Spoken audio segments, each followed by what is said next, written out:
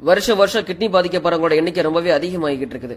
இதை பார்த்து மனசு தாங்க முடியாத ஒரு நர்ஸ் தன்னோட வேதனையை பதிவா வெளியிட்டு இருக்காங்க. இதை பார்த்தாவது நம்மளை நாமளே காப்பாத்திக்கணும். இது என்ன நீங்களே கேளுங்க. ஒரு பிரபலமான ஹாஸ்பிட்டல்ல ஒரு ஷிப்டுக்கு டயாலிசிஸ் பண்றவங்களோட எண்ணிக்கை கிட்டத்தட்ட 100 பேர். ஒரு நாளைக்கு மொத்தம் 4 ஷிப்ட். ஒரு ஹாஸ்பிட்டல்ல ஒரு நாளைக்கு 400 பேர் டயாலிசிஸ் பண்றாங்க. அப்ப ஒட்டு மொத்தமா எத்தனை பேருக்கு கிட்னி பாதிப்பு இருக்குன்னு நீங்களே கணக்கு போட்டுக்கோங்க. ஒரு டயாலிசிஸ்க்கு 2500 ரூபாய். வாரம் 2 இல்லாட்டி 3 தடவை அதை பண்ண வேண்டியது இருக்கும். அப்ப ஆயில் பூராம்னா என்ன தலை சுத்துதுல. சரி, டயாலிசிஸ் பண்ண வரவங்களுக்கு எல்லாம் வயசு என்ன இருக்கும்னு நினைக்கிறீங்க? 5 வயசு குழந்தையில இருந்து +2க்கு எக்ஸாம் எழுத போற பையன், கை குழந்தையோட வர்ற தாயின்னு எந்த வயசு வித்தியாசமுமே எல்லாருமே இந்த கிட்னி பாதிப்புக்குள்ளா இருக்கிறாங்க. +2 படிக்கிற பையன் டயாலிசிஸ் பண்ணிட்டு எக்ஸாம் எழுத போறான். என்கிட்ட அக்கா நான் 1000க்கு மேல கண்டிப்பா மார்க் வாங்கன்னு சொல்லிட்டு போறான். இந்த பையனுக்கு இப்படி கிட்னி ஃபெயிலியர் உங்க அம்மா கிட்ட கேட்டேன். சின்ன வயசுல இருந்தே அதிகமான மாத்திரை கொடுத்துருக்காங்க. காய்ச்சல், ஆஸ்துமான்னு சொல்லி எதுவுமே பார்க்காம எல்லாத்துக்குமே மாத்திரை கொடுத்து வச்சிருக்காங்க.